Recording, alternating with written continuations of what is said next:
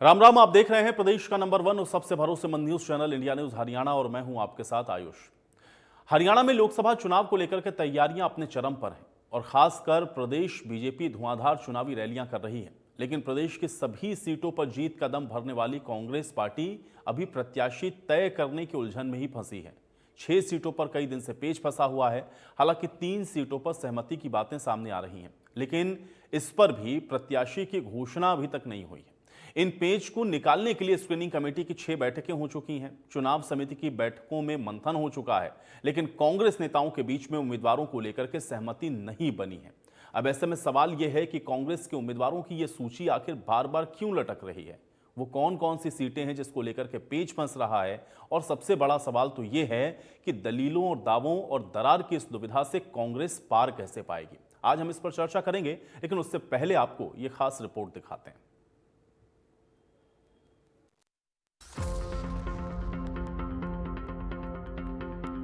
कांग्रेस के पेच उलझे, हाईकमान गुटबाजी से कैसे सुलझे। सूची लगातार रही लटक, कांग्रेस चुनाव से ना जाए भटक। हरियाणा में कांग्रेस के लिए कुछ सही नहीं चल रहा। कहने को तो कांग्रेस अपने आप को एकजुट बता रही है, लेकिन अंदरूनी कलह किसी से छिपी नहीं है। शायद यही वजह है कि कांग्रेस बीजेपी के मुकाबले अभी प्रचार से लेकर उम्मीदवारों की घोषणा तक में पीछे है। एक तरफ बीजेपी हर वक्त चुनावी माहौल में रहती है, तेजी से फैसले लेती है, वहीं कांग्रेस कछुए की रफ्तार से चल रही है। वजह है आपसी खींचतान। चुनाव का बिगुल बज चुका है, प्रत्याशी मैदान में है, लेकिन कांग्रेस अभी तक अपने प्रत्याशी देने में असमर्थ साबित हो रही है। कांग्रेस तय नहीं कर पा रही कि प्रत्याशी किसे बनाना है। हरियाणा में कांग्रेस आम आदमी पार्टी के साथ गठबंधन में चुनाव लड़ रही है, जिसमें कांग्रेस 9 और आप 1 सीट पर चुनाव लड़ रहे हैं। कांग्रेस के लिए प्रत्याशी घोषित करना गले की फांस बन गया है। ऐसा इसलिए कहा जा रहा है क्योंकि स्क्रीनिंग कमेटी की 6 बैठकें अब तक हो चुकी हैं और चुनाव समिति की बैठकों में भी मंथन हो चुका है।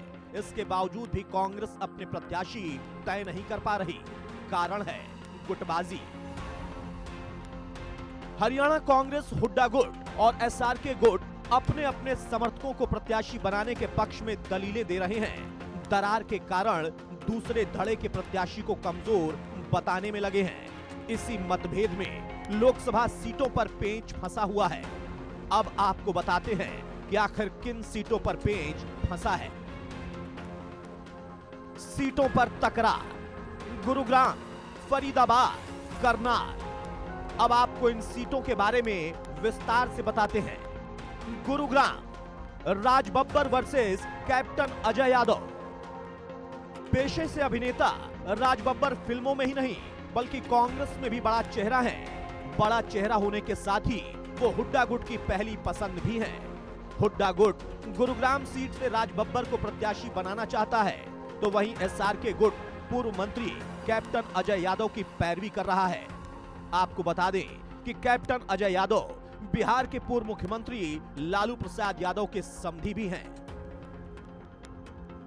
फरीदाबाद, करण सिंह दलाल वर्सेस महेंद्र प्रताप सिंह। हुड्डा गुट ने भूपेंद्र सिंह हुड्डा के रिश्तेदार और पूर्व मंत्री करण सिंह दलाल का नाम प्रस्तावित किया है। करण सिंह दलाल अच्छे वक्ता होने के साथ साथ क्षेत्र में प्रभाव भी रखते हैं। तो वहीं एसआरके गुट गुर्जर जाति के प्रत्याशी पर दांव खेलना चाहता है। एसआरके गुट पूर्व मंत्री महेंद्र प्रताप सिंह या उनके बेटे विजय प्रताप सिंह को प्रत्याशी बनाना चाहता है। करनाल, चाणक्य पंडित वर्सेज वीरेंद्र राठौर। करनाल सीट से हुड्डा गुट की पहली पसंद पूर्व विधानसभा अध्यक्ष कुलदीप शर्मा के बेटे चाणक्य पंडित हैं। हुड्डा गुट चाणक्य पंडित का नाम आगे कर रहा है, तो एसआरके गुट राजपूत या पंजाबी समुदाय के प्रत्याशी की चाहत रखता है। कारण है मनोहर लाल। करनाल सीट से पूर्व मुख्यमंत्री मनोहर लाल मैदान में है, इसीलिए एसआरके गुट कांग्रेस के राष्ट्रीय सचिव वीरेंद्र राठौर और वीरेंद्र बुल्ले शाह का नाम प्रस्तावित कर रहा है। अब इसी गुटबाजी में कांग्रेस हाईकमान उलझा पड़ा है कि आखिर कैसे इस उलझन से पार पाया जाए, कैसे आपस में सहमति बनाई जाए ताकि और ज्यादा समय बर्बाद किए बिना जल्द प्रत्याशी घोषित किए जाएं। अब देखना होगा कि आखिर हाईकमान क्या रास्ता निकालता है और कब तक फैसला ले पाता है। बीजेपी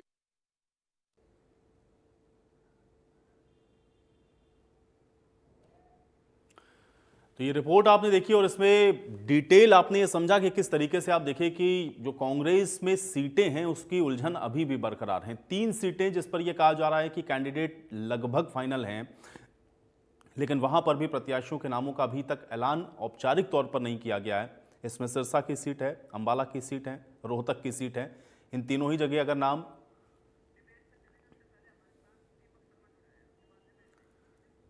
लेकिन अभी तक आप देख रहे हैं कि ये जो उलझन है, ये जो पेच है, वो लगातार फंसा हुआ है। और अब देखना यह है कि 9वीं के दिन जो कांग्रेस पार्टी लिस्ट जारी करने की बात कह रही है, अब वो लिस्ट क्या जारी हो पाती है 9वीं के दिन, या वहां पर भी कोई पेच फंस जाएगा? ये सवाल बड़ा महत्वपूर्ण है, क्योंकि एक तरफ तो आप देख रहे हैं जिसके साथ मुख्य प्रतिद्वंदी के तौर पर इस समय अपोजिशन है, वो अपने सभी 10 कैंडिडेट्स को चुनावी मैदान में उतार चुका है। धुआंधार चुनावी प्रचार जारी है और ऐसे में अब 2024 का ये लोकसभा का चुनाव हरियाणा के लिहाज से बेहद दिलचस्प होता हुआ नजर आ रहा है। आज हम भी इसी पर चर्चा करेंगे, लेकिन उससे पहले रुक कर लेते हैं। ब्यूरो चीफ दीपक हमारे साथ जुड़ चुके हैं, उनसे जानकारी लेते हैं। दीपक, लगातार हम लोग देख रहे हैं बैठकों का दौर जारी है, या एक तरीके से हम लोग ये कहें दीपक कि मैराथन बैठकें लगातार हम लोग देख रहे हैं कि चल रही हैं। स्क्रीनिंग कमेटी की 6 बैठकें हो चुकी हैं।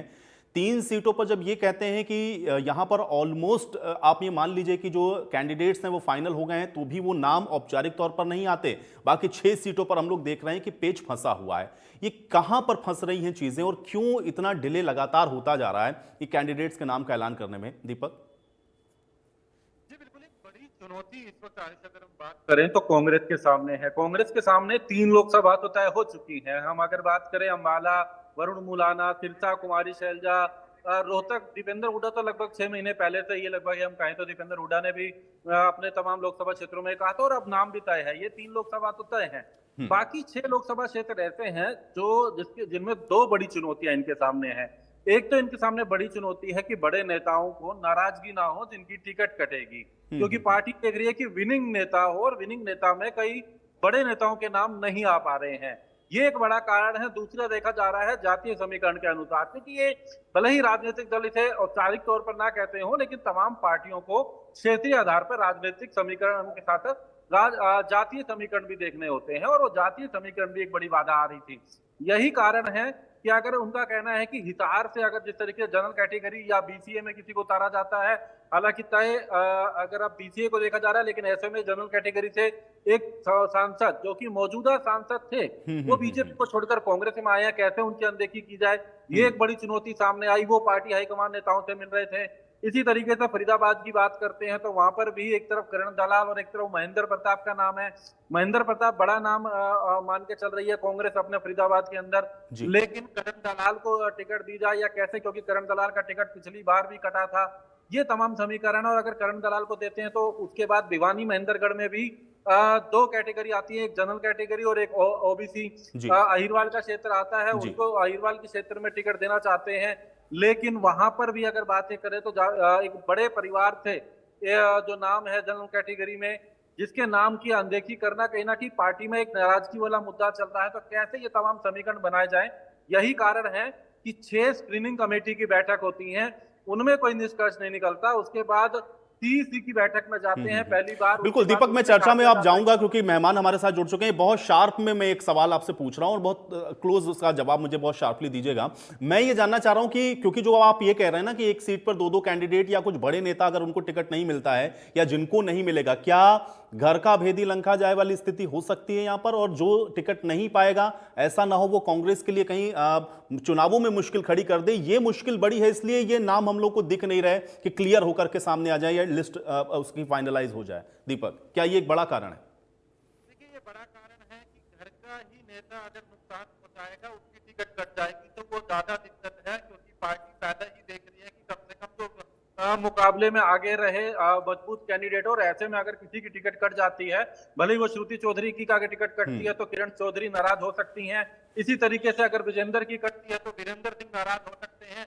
इसी तरीके से अगर वहां पर अगर बात करें तो वहां से अगर वो बिश्नोई समाज को भी साथ लेने की बात कर रहे हैं, चंद्रमोहन बिश्नोई, तो वो समाज नाराज ना हो, उसका नुकसान हो सकता है। बीसीए कैटेगरी को कहाँ देंगे, ब्राह्मणों को अगर सोनीपत की बात की जा रही है वो कैसे रहेगा, तमाम क्राइटेरिया देखा जा रहा है। और ऐसे में सबसे बड़ी बात यही है कि अपने नेता जो नाराज होंगे उनको कैसे बिल्कुल अपनाया जाए। दीपक, बड़ी बताना महत्वपूर्ण चाहूंगा- बात आपने बड़े संक्षेप में समझा दी और मुझे लगता है कि यही सबसे महत्वपूर्ण चीजें हैं जिस पर आज हम लोग थोड़ा और चर्चा करते हैं। बहुत शुक्रिया दीपक फिलहाल हमारे साथ जुड़ने के लिए, इस तमाम बातचीत के लिए। तो ये बहुत अहम है, क्योंकि एक तरफ तो इंतजार इस बात का हो रहा है कि कांग्रेस की जो लिस्ट है, कांग्रेस की जो सूची है, वो कब आएगी, क्योंकि लगातार आप देख रहे हैं कि स्क्रीनिंग कमेटी की बैठक, स्क्रीनिंग कमेटी के बाद आप देखते हैं कि कांग्रेस की सीईसी तक ये जो पूरे जो लिस्ट है वो पहुंचती है, लेकिन वहां से भी किसी प्रकार की आप देखते हैं कि कोई सहमति नहीं बन पा रही। और अब ये कहा जा रहा है कि 9वीं तक जो लिस्ट है वो फाइनल कर दी जाएगी, और उसमें भी 3 सीटें ऐसे जिस पर यह कहा जा रहा है कि कैंडिडेट्स फाइनल हो चुके हैं, लेकिन 6 पर जो स्थितियां हैं वो थोड़ी फंसी फंसी सी हैं। आज इसको थोड़ा समझते हैं, कारण इसके क्या है। मेहमान मेरे साथ जुड़ गए, पहले उनका परिचय आपके साथ करवाते हैं। जवाहर यादव जी हमारे साथ जुड़े हुए, भारतीय जनता पार्टी के प्रवक्ता हैं। जवाहर यादव जी, स्वागत है आपका इस चर्चा में। बजरंगदास गर्ग जी हमारे साथ जुड़े हुए हैं, कांग्रेस पार्टी के प्रवक्ता हैं। गर्ग साहब, आपका स्वागत है। रजवन डहीनवाल जी हमारे साथ जुड़े हुए हैं, इंडियन नेशनल लोकदल के प्रवक्ता हैं। रजवन डहीनवाल जी, आपका स्वागत। और अमित नेहरा जी हमारे साथ जुड़ रहे हैं, वरिष्ठ पत्रकार हैं। अमित नेहरा जी, आपका स्वागत है। गर्ग साहब, आज चर्चा की शुरुआत में आपसे कर रहा हूं।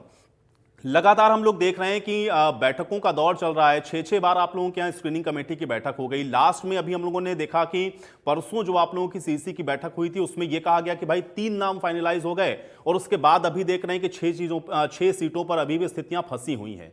जब आप लोग ये बार बार कहते हैं कि आप लोग 10 की 10 लोकसभा सीटें जीतने वाले हैं, तो फिर ये कैंडिडेट्स के नाम फाइनल करने में इतनी उपापोह की स्थिति क्यों है गर्ग साहब, और ऐसे कैसे आप लोग 24 का चुनाव लड़ेंगे? पहला रिएक्शन चाह रहा हूं गर्ग साहब आपका। आयुष जी, ये स्वाभाविक बात है, जब चुनाव लड़ने वाले ज्यादा हो। 362 कांग्रेस के नेताओं ने लोकसभा चुनाव लड़ने के लिए अपनी इच्छा जाहिर की थी, उन्होंने एप्लीकेशन दी थी। उसमें छटनी करने होते हैं, चयन करना पड़ता है वे किसको चुनाव लड़ाए, वे कौन आदमी जीतने की तिथि के अंदर है, उस तिथि के अंदर समय लग जाता है। अब क्या है, आज हमारे 9 के 9 जो मेरी दीपक बावरिया जी से बात हुई आधा घंटा पहले, उन्होंने कहा 9 के 9 व्यक्तियों का सिंगल पैनल बना लिया गया, 9 गुणों का।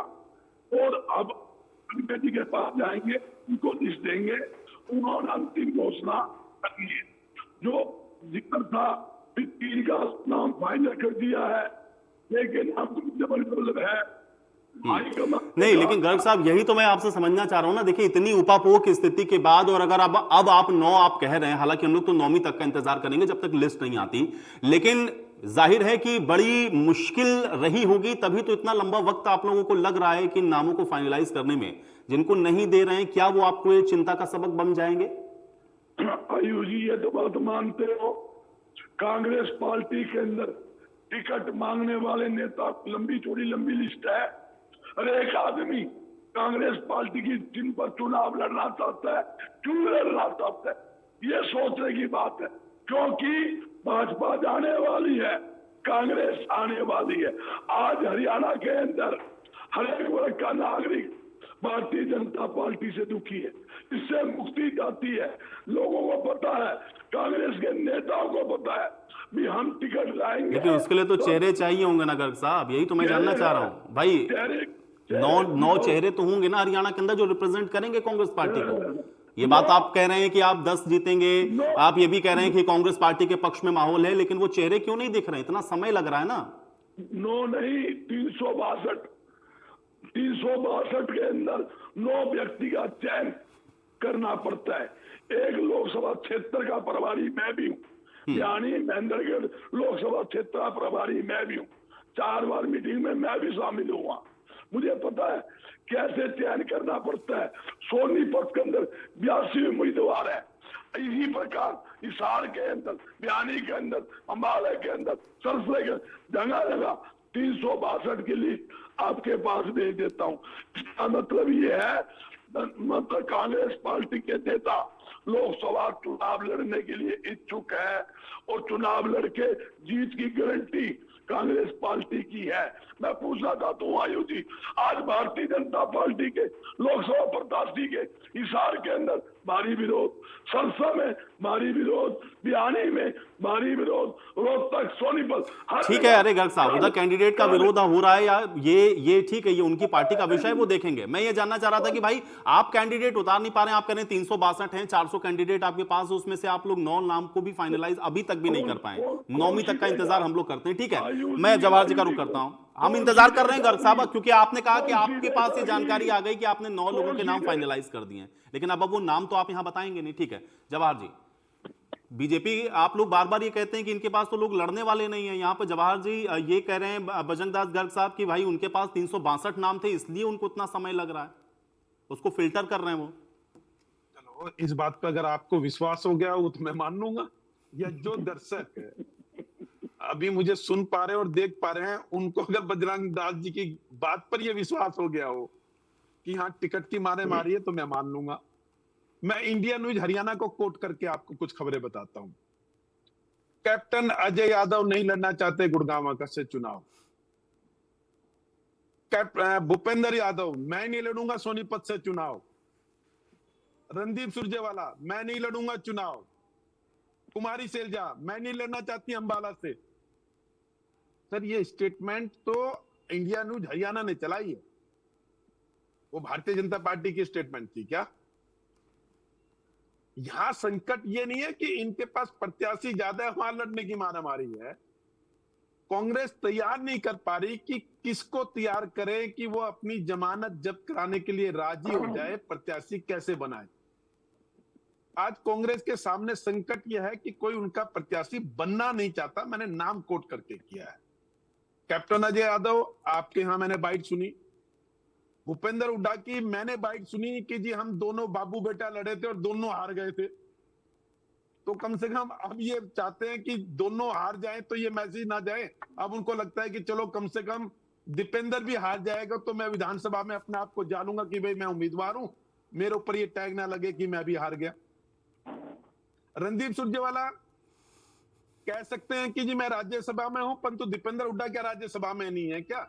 वो राज्यसभा में इसके लाते किनारा कर रहे हैं, तो ये रणदीप सुरजेवाला, ये तो दीपेंद्र हुड्डा पर भी लागू होता है। पूरा कार्यकाल बचा है उनका अधिकतम।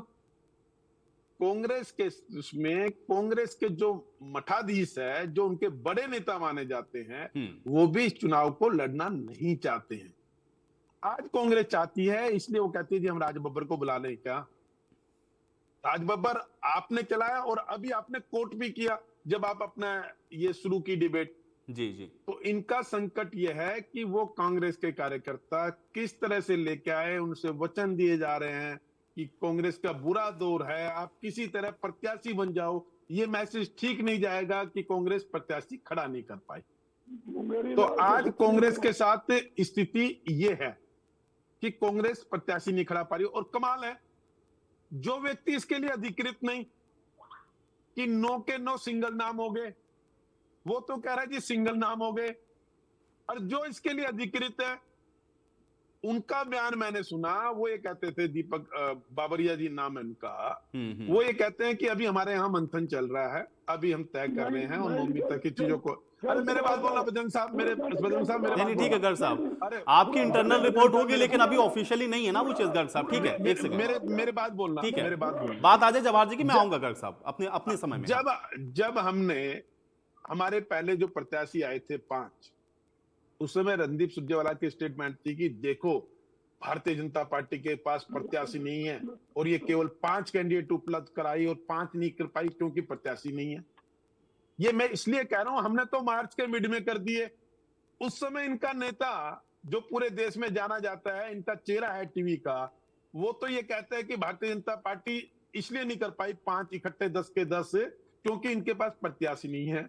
और ये उसके बाद महीना बीत गया हमें किए हुए, और ये कहते हैं जी हमारे यहाँ तो लट्ठम लट्ठा है टिकट लेने की। तो इनकी लट्ठम लट्ठा इस प्रकार की है कि सूत ना कपास। अरे एक मिनट बजरंग जी, एक मिनट आ रहा हूं गर्ग साहब, आऊंगा। आपकी इंटरनल रिपोर्ट जो है आराम से बताइएगा, लेकिन एक बार जरा कंप्लीट हो जाए। हाँ, सूत ना कपास, जुलाओं में लट्ठम लट्ठा, कोई टिकट लेना नहीं चाहता। और बजरंग जी कह रहे हैं जी हमारे यहाँ तो लठ बज रहे हैं कि मैं लड़ूंगा और मैं लेकिन वो साथ में ये भी कह रहे हैं कि आपके कैंडिडेट जा रहे हैं तो उनका तो विरोध हो रहा है, हमारे पास इतने हैं हम उतार देंगे, लेकिन आपके कैंडिडेट जो उतारे हैं वो उनको विरोध का सामना करना पड़ रहा है। अच्छा, राजनीति में किसका विरोध हुआ नहीं हुआ, कौन सफल हुआ नहीं सफल हुआ, इसका तो अब लोकतंत्र का पर्व चल रहा है ना। 4 जून को पता चल जाएगा। पिछली बार चौधरी धर्मवीर जी की वीडियो आपके चैनल पर चली कि धर्मवीर जी का एक गांव में विरोध हुआ और ये कहा गया जिसमें घुसने भी नहीं देंगे। वहां रिकॉर्ड मतों से चौधरी धर्मवीर जीते थे। अमित नेहरा जी मुझे स्क्रीन पे नजर आ गए हैं, ये उसकी पुष्टि कर देंगे। बजरंगदास जी गर्व तो नहीं करेंगे, उनकी मजबूरी है। तो इसलिए इनका जो विरोध है, और वो विरोध कितना पॉलिटिकल, मैं तो कहता हूं राजनीति में सबसे बड़ा विरोध केवल मत से होता है। जी। अगर जिसने विरोध करना होगा वो हराए ना, उस प्रत्याशी को हराए। केवल ये कह देना कि 2 लोग खड़े हो जाए जी हम गांव में घुसने देंगे, बीच में क्वेश्चन कर ले, वो केवल सोशल मीडिया पे फैलाने के अलावा कुछ नहीं होता। मतदाता तय करता है वो पॉलिसी के आधार पर, नेतृत्व के आधार पर, मोदी की गारंटी, भाजपा का संकल्प पत्र, मुख्यमंत्री श्री मनोहर लाल जी जो पूर्व में थे उनके कार्यनीति, नायब सैनी की सादगी, और जो माननीय मनोहर लाल जी की नीतियां चलेंगी उनको बढ़ा रहे हैं आगे। इन सब के आधार पर भारतीय जनता पार्टी चुनाव लड़ रही है। हम 10 की 10 सीट जीत रहे हैं और हमने पहले करके दिखाया है। मैं केवल हवाई बात नहीं कर रहा, 14 में हमने करके दिखाया है। उसी का डर ये है कि बाबू बेटा इकट्ठा चुनाव नहीं लड़ना चाहते, इसलिए भूपेंद्र सिंह और अभी लोकतंत्र का पर्व चल रहा है, आपने खुद ही कहा। अब हम लोग इंतजार करते हैं, चुनावों में जनता इसको तय कर देगी। डहीनवाल जी, एक तरफ तो कांग्रेस पार्टी कह रही है कि भाई 300, 350, 362 ये आंकड़ा दिया शायद गर्ग साहब ने, इतने कैंडिडेट हैं इसलिए उनके यहाँ डिले हो रहा है। एक तो थोड़ा इस पर रिएक्शन, और दूसरा ये भाई इंडियन नेशनल लोकदल की क्या तैयारी। आप लोग भी कह रहे थे 10 की 10 सीटों पर लड़ेंगे, कैंडिडेट्स कब आ रहे हैं आप लोगों के, क्योंकि उधर तो चुनाव प्रचार चल रहा है भारतीय जनता पार्टी की तरफ से। डहीनवाल जी जी देखिए, सबसे पहले तो बात ये आती है कि राष्ट्रीय दलों की बात आती है कि हम तो क्षेत्रीय दल हैं। राष्ट्रीय दल जो अपने आप को ये कहते हैं कि हम राष्ट्रीय दल हैं, उन्होंने 10 खड़े कर दिए। भारतीय जनता पार्टी की बात कर रहे हैं और अकेले खड़े किए हैं अभी तक तो, और कोई कैंडिडेट, ज्यादातर कैंडिडेट नहीं आए। अगर बात करें राष्ट्रीय दलों की तो उनके कैंडिडेट तो नहीं आए हैं, लेकिन जिन्होंने कैंडिडेट उतारे 10 के 10, उनके हालात क्या हो रहे हैं, वो अकेले मैदान में हैं, उसके बावजूद भी उनका विरोध हो रहा है। विरोध 2 प्रकार के होते हैं, एक सामाजिक विरोध और एक राजनीतिक विरोध। राजनीतिक विरोध की मैं बिल्कुल मान लेता हूं, हो सकता है किसी के बहकावे में आकर कोई कर दे, मैं बात बिल्कुल कह सकता हूं इसमें। हो सकता है कांग्रेस वाले ने कर दिया हो, किसी और व्यक्ति विशेष ने कर दिया हो, कोई दो राय नहीं उसमें। लेकिन जो सामाजिक विरोध होता है, वो सामाजिक विरोध सहज नहीं होता, वो एक अंडर करंट होता है, और अंडर करंट कई बार बाहर निकल के आ जाता है। आज वो सामाजिक विरोध का जो सामना करना पड़ रहा है, वो भारतीय जनता पार्टी को करना पड़ रहा है, और पूरी ये कह सकते हैं कि नहीं दिया, करना पड़ रहा है। प्रश्न का उत्तर नहीं दिया जो पूछा गया। नहीं, उसका भी मैं जवाब दे देता हूँ। हाँ, पहले उसका दे लो। दूसरी बात कि जो कांग्रेस बार बार बात कह रही है कि तो कांग्रेस की अगर टिकट घोषित नहीं हो पा रही है, तो इसमें इनकी 2 चीजें सामने आती है। एक तो इनकी निजी वर्चस्व की लड़ाई आती है, और खुद असमंजस में है ये कि हम किस कैंडिडेट को कहां से लेके आए। कारण क्या है कि 2 गुट बढ़े, जहां गुटों में पार्टी बढ़ जाती है, वहां पर जीत का जो एक रेशियो है वो स्वाभाविक कम हो जाता है। यहाँ पर चौधरी भूपेंद्र सिंह हुड्डा है, वो अपनी जीत के प्रति आश्वस्त केवल और केवल तब तक है जब तक उन्होंने अपने बेटे को टिकट डिक्लेयर ना कराई है। उसके बाद चौधरी भूपेंद्र सिंह हुड्डा को गई शैलजा जी की बात आ रही है तो वो उनको डाउन करने का प्रयास करते हैं। उधर श्रुति चौधरी की बात करते हैं तो वो उनको टिकट कटवाने के चक्कर में, इधर कैप्टन साहब अजय सिंह यादव उनकी टिकट कटवाने के चक्कर में है। तो वो जिताने के चक्कर में कम है, और अपने जो पार्टी के जो नेता है उनको डाउन करने के चक्कर में ज्यादा है। उसी की वजह से ये कहीं ना कहीं पार्टी असमंजस की स्थिति में चल रही है। एक चीज मैं अपनी पार्टी की भी बता देता हूँ। आप कहते हैं कि इंडियन नेशनल लोकदल कब तक अपना पार्टी का कैंडिडेट घोषित करेगी। मैं आपको बताना चाहूंगा कि सबसे पहले अगर हमने घोषित किया तो कुरुक्षेत्र से चौधरी अभय सिंह चौटाला को घोषित कर दिया था। चौधरी अभय सिंह चौटाला की जो जिम्मेदारी पार्टी की तरफ से निर्धारित की गई, वो लगातार फील्ड में है।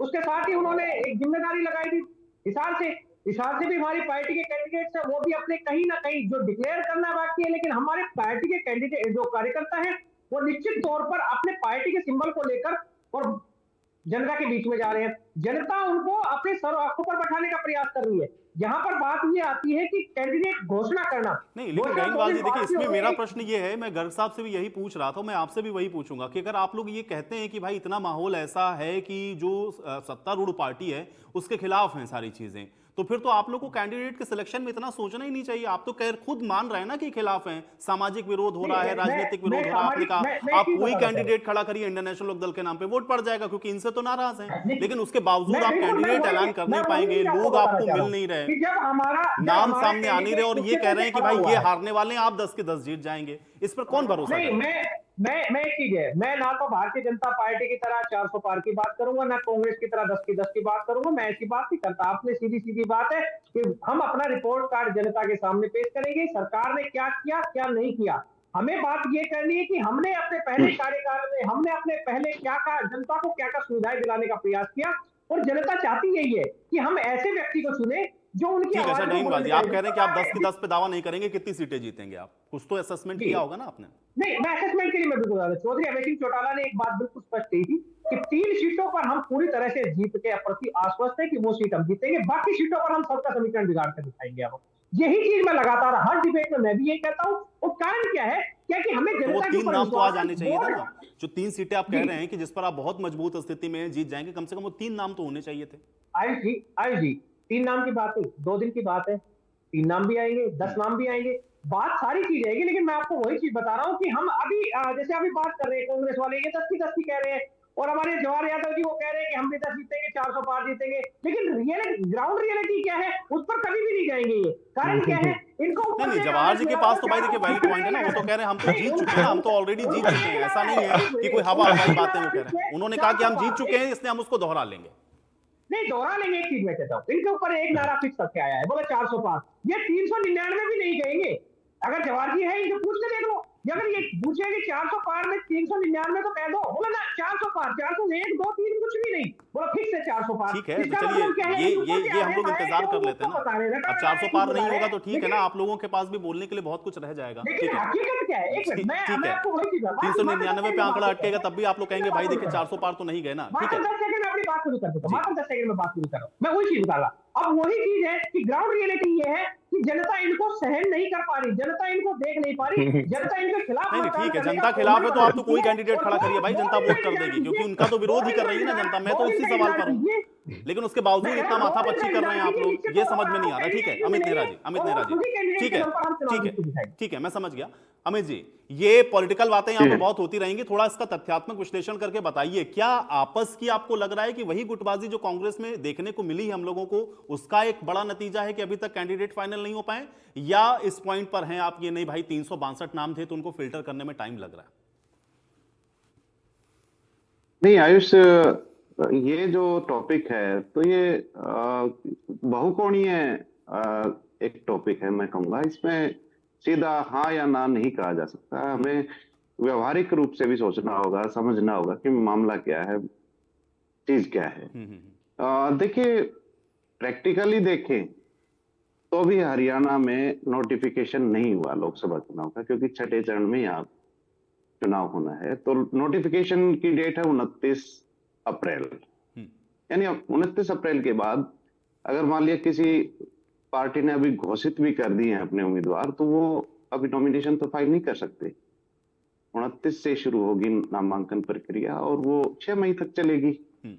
अगर उस पीरियड तक कोई पार्टी अपने प्रत्याशी घोषित नहीं करती है तो हमें चिंतित होने की आवश्यकता है, या उस पार्टी विशेष को चिंतित होने की आवश्यकता है।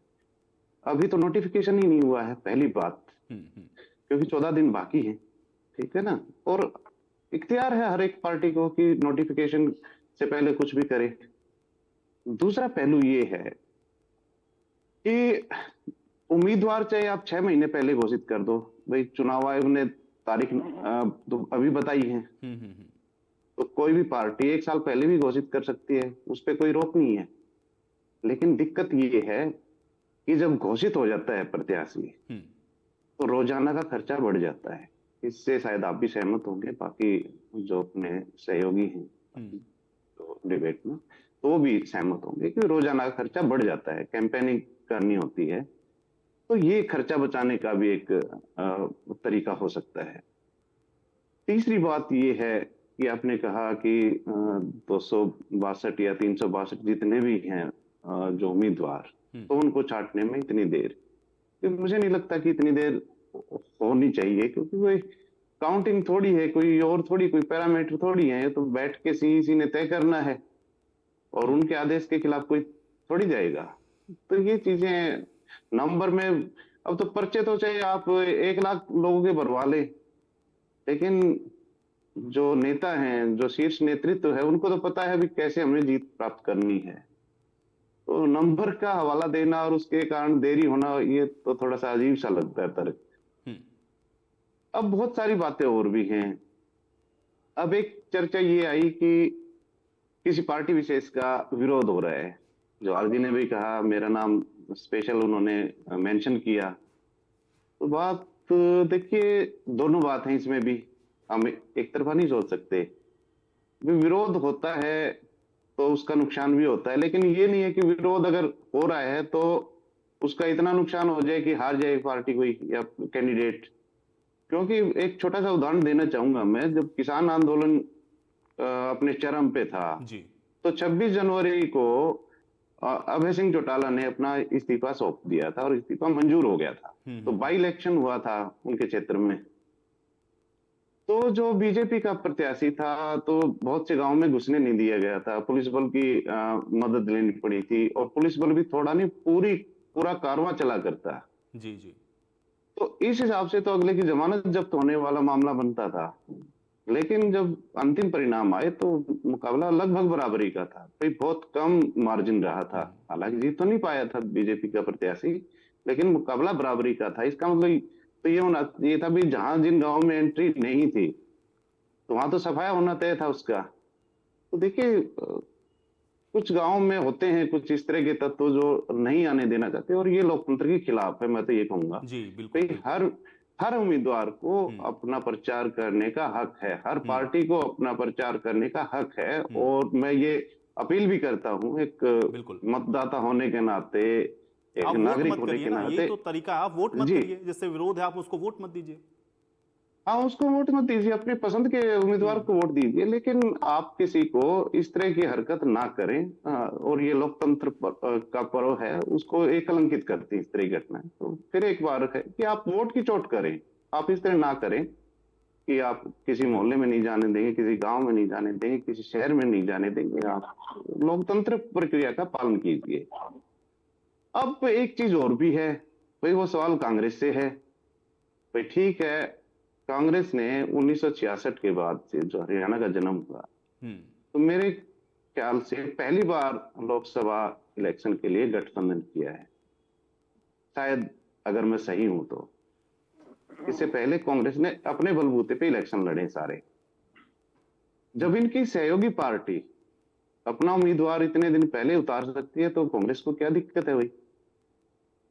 ठीक है ना। तो जब सहयोगी पहले ही उम्मीदवार उतार रहा है तो आपको उतारना चाहिए, या फिर सहयोगी को भी कहो कि हम इकट्ठी लिस्ट जारी क्यों ना करें। तो बहुत सारे पहलू हैं। हालांकि फिर वही बात है, उनका अधिकार है, वो कभी भी उतारे, किसी भी टाइम उतारे हैं, और या बाई भी दे सकते हैं भाई 6 मई के बाद। ठीक है, आपने बहुत सारे सवाल छोड़े, मैं गर्ग साहब से इसका जवाब ले लेता हूं। गर्ग साहब जवाब दीजिए। गर्ग साहब, ये तर्क मान्य नहीं लग रहा है कि आपके पास कैंडिडेट बहुत ज्यादा है इसलिए आप उनको फिल्टर नहीं कर पा रहे?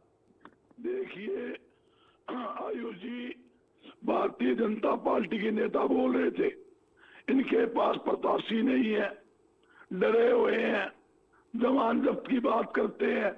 इनके 10 कैंडिडेट में 6 कैंडिडेट तो कांग्रेस के उधारे हुए मांगे हुए कैंडिडेट है। इनका स्वागत बुला लो, बुला ले वापस। एक तो आ गया, अगर उधार दिया तो वापस बुला लो। वीरेंद्र तो आ गया मेरा भाई, आपके सामने उसका बापू भी आ गया। तो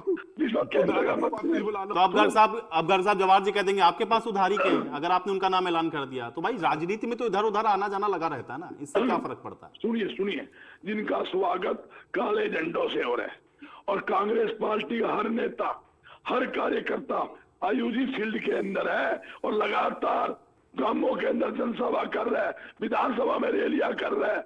और दावे के साथ कहता हूं, जहां भारतीय जनता पार्टी की आप बात करते हो, इनके पल्ले कुछ नहीं रहा। ये तो बिल्कुल डरे हुए हैं, डरे हुए करके जब ये बार बार हमने प्रत्याशी उतार दिए, मैं डरे हुए के कारण इन्होंने मुख्यमंत्री मनोहर लाल जी को कुर्सी से हटाया। जनता मुख्यमंत्री नहीं, सरकार बदलना चाहती है। ये आपके चैनल पर बैठ बैठकर भारतीय जनता पार्टी के नेता कान खा गए थे। तो तीसरी बार मनोहर लाल खट्टर जी के नेतृत्व में सरकार बनाएंगे, 10 के 10 MP जीतेंगे रातों रात। क्यों मुख्यमंत्री बदला? इनको रिपोर्ट आ गई, भाई हालात खराब है, लोगों में भारी नाराजगी है, नाराजगी दूर तो गर्ग साहब, यही तो मैं तो यही सवाल पहला जो मैंने सवाल पूछा यही पूछा आपसे, जब नाराजगी है, सारी चीजें आपके पक्ष में हैं, तो कैंडिडेट आपको उतार देना चाहिए था ना अभी तक। उतारेंगे, कौन सी उसमें क्या इतना सोच रहे हैं आप लोग? भाई कैंडिडेट आप जो भी उतारेंगे वो जीत जाएगा, क्योंकि उनको तो वोट देने वाली नहीं जनता आपके हिसाब से। उनको कोई जनता वोट करेगी नहीं, क्योंकि उनसे नाराज हो गई, उनका विरोध कर रही है। आपको वोट दे देगी, आप कोई भी कैंडिडेट उतार दीजिए, फिर इतना क्या समय लगा रहे हैं? आयु कौन सा टाइम निकल गया? कौन सा आज फार्म भरना है? टाइम पड़ा है, टाइम पर करेंगे, हमारी मर्जी उस हिसाब से करेंगे। यह कौन सी बात हुई? आज ही करना जरूरी है या तो कौन सा आज मतलब जब आप डिले करते हैं तो लोगों को मौका देते हैं ना भाई। वही तो एग्जांपल दे रहे थे, रणदीप सुरजेवाला जी ने कहा, सुरजेवाला जी का बयान कोट किया ना अभी जवाहर जी ने। उन्होंने कहा कि जब ये 5 कैंडिडेट उतारते हैं तो उन्होंने ये कहा कि इनके पास लोग नहीं है। बकौल रणदीप सुरजेवाला, अगर 5 कैंडिडेट उतारे जाएं, 5 सीट खाली है, मतलब उनके पास कैंडिडेट नहीं है। तो आपके पास भी 9 लोग नहीं है, कैंडिडेट नहीं है आपके पास। अब आप भी जानते हो, आपका चैनल लगातार दिखा रहा है कि ये कैंडिडेट स्वाभाविक उम्मीदवार है। मैं नहीं दिखा रहा, आपका चैनल 9 की 9 सीटों पे दिखा रहा है। आपके रिपोर्टर बता रहे हैं यहाँ पर ये कैंडिडेट है। ये तो अरे भाई, हम तो तब मानेंगे ना जब आप ऑफिशियली अनाउंस कर दें। भाई लास्ट समय में बदल देंगे तो कैसे पता चलेगा?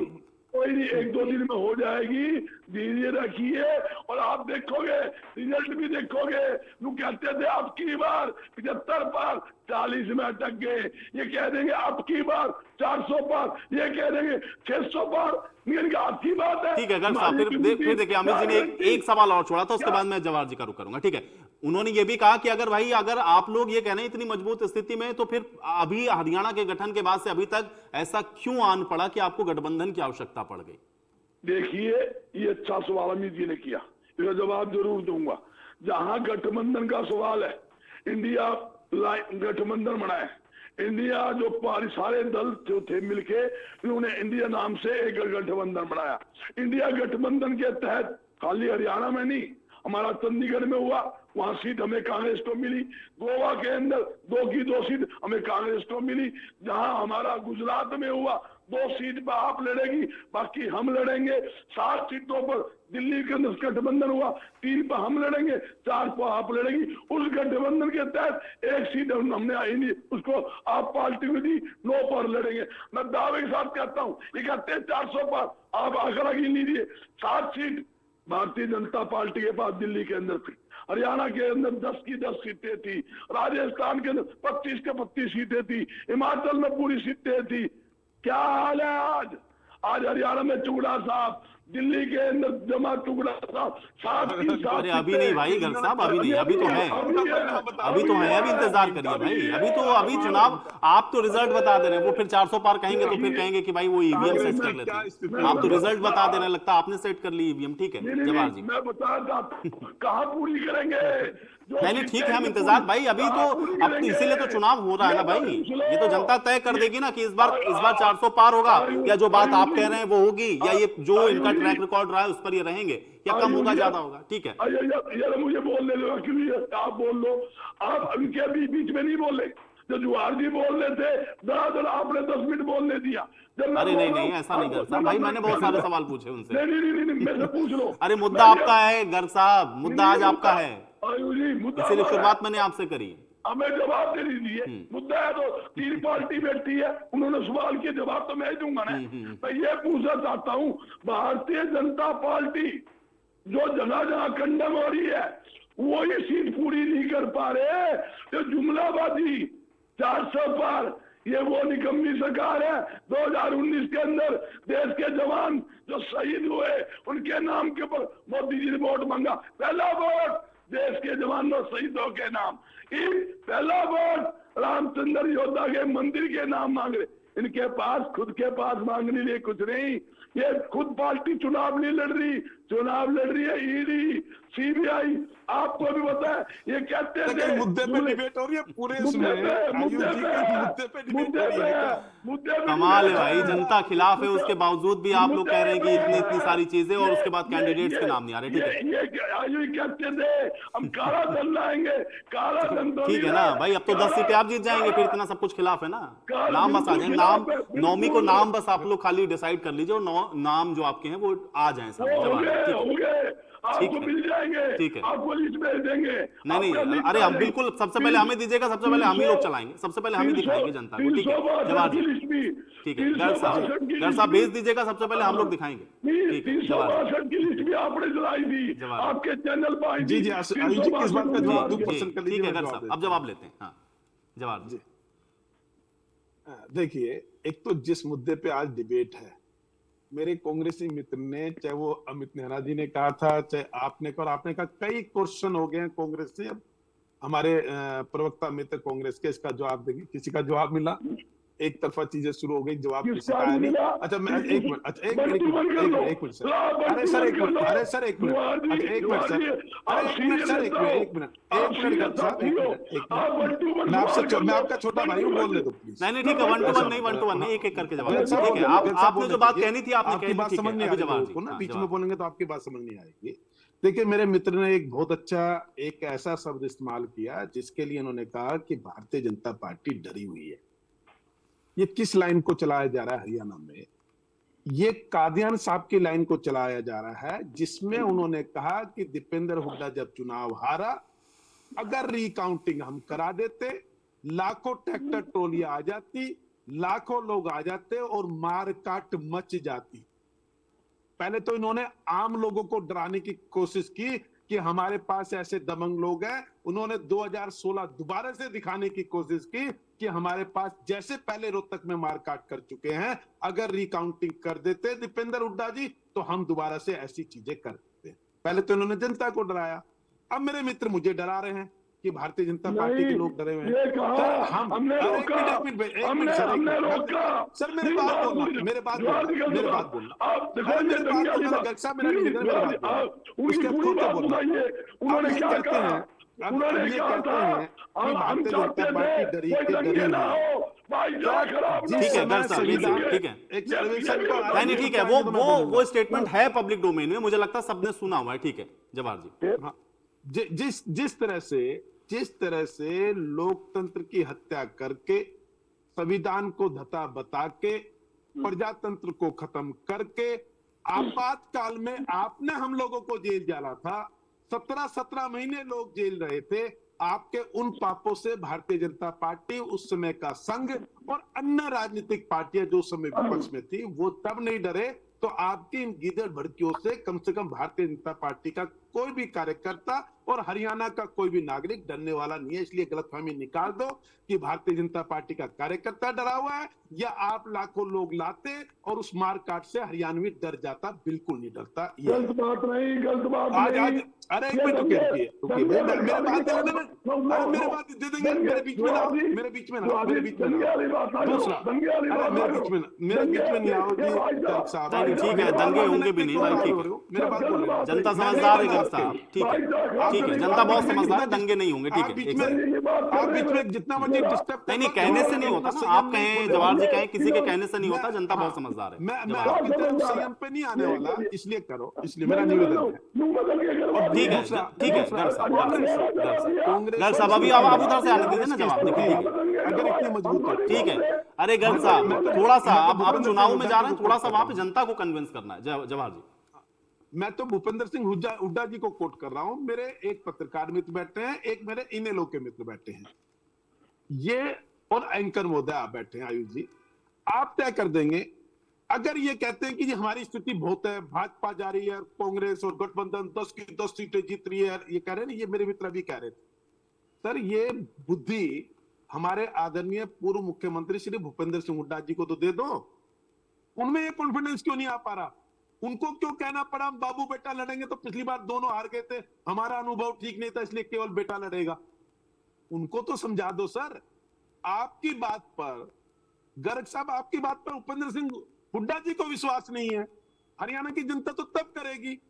आपके नहीं कि आप 10 की 10 जीते हैं, और आपके नेता कह रहे हैं कि हम बापू बेटा लड़े तो दोनों आ गए, इसलिए नहीं जरूरी तो नहीं भाई, ये तो आपकी पार्टी का मसला ना कि कौन लड़ता कौन नहीं लड़ता, लेकिन बात ठीक है, पिछली बार तो लड़े थे ना भाई दोनों लोग। तो मैं बोल ही नहीं पाता कि करें क्या। नहीं ठीक है गर्ग साहब, कोई इलाज है क्या? गर्ग साहब ठीक है, वो बात उनकी सही है भाई। ये बात अगर आप कहेंगे कि आप दोनों लोग लड़े और इसलिए एक सीट आप हार गए, इसलिए आप जीत नहीं पाए, तो फिर ये सवाल इस बार उठेगा ना कि भाई इस बार क्यों नहीं लड़ रहे हैं। ठीक है डहीनवाल, जबकि 10 के 10 जीत रहे हैं। ठीक है डहीनवाल जी, यहाँ पार्टियां तो सब अपनी अपनी जीत के दावे कर रही हैं, लेकिन इंडियन नेशनल लोक दल, अगर आप ये कहते हैं 2 या 3 सीटें जो आप जीतने वाले हैं, क्या उसको लेकर के आप लोग कॉन्फिडेंट है? क्योंकि यहाँ तो दोनों पार्टियां कह रही हैं हम 10 जीत रहे हैं, हम 10 जीत रहे हैं। इंडियन नेशनल लोक दल कैसे जीत लेगी? सीटें तो 10 ही है कि हम वो हवाबाजी वाली बात है ही नहीं। यहाँ पे बात क्या है कि अभी मैं जैसे गर्ग साहब से भी पूछना चाहूंगा कि एक बार चौधरी भूपेंद्र सिंह हुड्डा जी से ये पूछ के देखिए कि क्या श्रुति चौधरी के प्रचार में जाएंगे वो, क्या शैलजा जी के प्रचार में वो जाएंगे, जो जिनको टिकट दिलाने के लिए बार बार ये कह रहे हैं। और अगर उनके प्रचार में अगर उनकी जाने की मंशा है तो फिर टिकट में ये इस प्रकार का डंगा डालने की फायदा क्या है? इसका मतलब कहीं ना कहीं वो खुद ये सोच रहे हैं कि उनका कांटा, जो एक कांटे निकालने की जो कांग्रेस की रिवाज है, वो रिवाज को बरकरार रखना चाह रहे हैं कि ये कांटा निकल जाए, किसी तरह मैं बना रहा हूं, मेरा बेटा जीत जाए, बाकी सारे हार जाए। इनकी सोच यहाँ तक सीमित है, इसके अलावा और कुछ नहीं है। दूसरी बात मैं अभी आपको बताना चाह रहा था कि आप कह रहे थे विरोध की बात कर रहे थे। भाई ये बात बिल्कुल ठीक है कि विरोध के तरीके अलग अलग होते हैं और कुछ लोग हर अपने अपने लेवल पे विरोध करते हैं। हो सकता है कि कुछ जिलों में किसान परेशान हो क्योंकि किसान आंदोलन था। हो सकता है कि अग्निपथ योजना थी, उसके भी विरोध में लोग हो सकता है कि खेल जो जिस प्रकार खिलाड़ियों के ऊपर अत्याचार हुआ था उसके भी विरोध में कुछ लोग थे। ये लोग अलग अलग लेवल के हैं। कोई कर्मचारियों से संबंधित है तो उनका अलग अलग लेवल का विरोध है। मैं इसीलिए तो बार बार कह रहा था कि ये विरोध एक अलग लेवल का विरोध है, ये नहीं है कि एक ही वर्ग विरोध कर रहा है। भारतीय जनता पार्टी की सरकार के खिलाफ, जननायक जनता पार्टी की जो सरकार के खिलाफ जिस प्रकार से विरोध किया जा रहा है, वो विरोध इसी वजह से था कि जो आपने वायदे किए थे, आज ये संकल्प पत्र की बात कर रहे हैं कि आपने 2014 में जो वायदे किए थे, 2019 में जो वायदे किए थे, उन वायदों को आप भूल रहे हैं। आप हमें 2024 में जो वायदे कर रहे हैं, कह रहे हैं कि 2047 का भारत दिखा रहे हैं। ठीक है, लेकिन डहीनवाल जी भाई चुनाव क्यों? डहीनवाल जी 5 साल के बाद चुनाव क्यों होते? डहीनवाल जी देखिए, लोकतंत्र के अंदर इसीलिए तो ये व्यवस्था है ना भाई, 5 साल के बाद चुनाव ही इसीलिए होता है कि जो पार्टी आई सत्ता में, जो वादा करके आई, अगर वो आपकी उम्मीदों पे खरा नहीं उतरती तो आप उसको वोट मत करिए। लेकिन विरोध इस तरह से करना कि आप चुनाव प्रचार ना करने दें किसी को, ये तरीका गलत है। ये तरीका गलत है, इसका विरोध होना चाहिए कि तरीका सही नहीं है। हर व्यक्ति अपने लेवल पे विरोध कर रहे हैं, कुछ खुल के विरोध कर रहे हैं और कुछ अंडरग्राउंड है, जो जिसको मैं बोल रहा था 10 सेकंड आयुष जी। अब वो अंडर करंट का जो मतलब निकलेगा वो 4 जून को रिजल्ट आएगा। बाकी कुछ लोग ऐसे हैं जो भावनात्मक होकर जनता से, क्योंकि जब सवाल करने की बारी आती है तो निश्चित तौर पर कुछ ऐसे लोग भी होते हैं जो सरकार से सवाल पूछने का उनका राइट बनता है, वो सरकार से सवाल पूछ रहे हैं, उसको ये विरोध बता रहे हैं। ये विरोध नहीं, वो आपसे पूछ रहे हैं कि आपने वायदा किया था, हम आपको वोट दे देंगे। नहीं ठीक है, वही तो मैं कह रहा हूँ ना कि वो तो चुनाव में आप जाहिर है ना। अगर इन्होंने नहीं किया होगा तो जनता इनको वोट करेगी भी नहीं ना। ठीक है, 10 सेकंड में जवाब दीजिए कि मैं नेहरा जी को करता हूं। ठीक है, मैं 10 सेकंड बोलना चाहता हूं। मेरे मित्र ने खिलाड़ियों का जिक्र किया और मेरे मित्र ने जिक्र किया कि हमारा विरोध हो रहा है, खिलाड़ी कर रहे हैं। एक खिलाड़ी ने बिल्कुल विरोध किया हमारा, मैं मानता हूं और स्वागत के साथ बिल्कुल खुले मन से स्वीकार करता हूं। एक खिलाड़ी ने हमारा विरोध किया, वो ओलंपिक में जीते हुए थे विजेंद्र जी, और हमारा विरोध करने के लिए वो कांग्रेस छोड़ के भारतीय जनता पार्टी ज्वाइन कर गए। बिल्कुल हमारा खिलाड़ी विरोध कर रहे हैं, मैं स्वीकार करता हूं। विजेंद्र सिंह जी जो पिछला लोकसभा का चुनाव कांग्रेस से लड़े, एक ओलंपिक व्यक्ति। अरे आप नहीं, मैं तो कांग्रेस को कह रहा हूं, आप चिंता ना कीजिए। एक मेरे मित्र जो लोकसभा प्रत्याशी थे कांग्रेस के, दक्षिण दिल्ली से चुनाव लड़े लोकसभा का, वो हमारा विरोध करने के लिए कांग्रेस छोड़ के भारतीय जनता पार्टी में शामिल हो गए। और ऐसे अनेकों खिलाड़ी हमारा विरोध करेंगे, उन खिलाड़ियों का हम स्वागत करते हैं।